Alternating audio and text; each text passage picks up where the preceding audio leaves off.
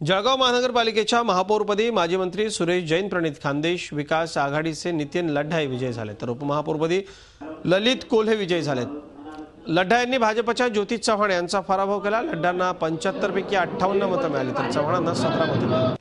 उपमहापौरपदी मनसेचे ललित कोल्हे यांनी भाजपचे विजय गेही यांना पराभूत केलं। कोल्हे यांना 58 तर गेहींना 17 मतं मिळाली। महापौर उपमहापौर पदाच्या निवडणुकीत खानदेश विकास आघाडी, मनसे, जनक्रांती आघाडी, शिवसेना आणि राष्ट्रवादी काँग्रेस अशी पंचरंगी आघाडी पाहायला मिळाली। महापालिकेतील विरोधी पक्ष भाजपकडे पुरेसे संख्याबळ नसल्याने ही निवडणूक बिनविरोध निश्चित होती, मात्र भाजप नेते निवडणूक प्रक्रियेवर ठाम राहिल्याने निवडणूक प्रक्रिया पार पाडावी लागली। दरम्यान शहर विकासाला चालना देण्याचा निर्धार यावेळी नवनियुक्त महापौर आणि उपमहापौरांनी व्यक्त केला।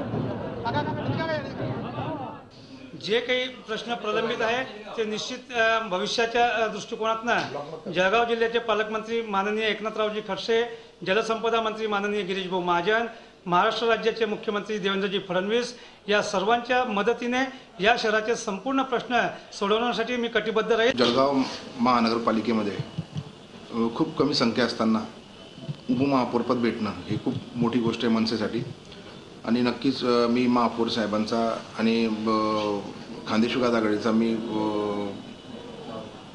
आभार मानतो। झी 24 तास रहा एक पाऊल पुढे।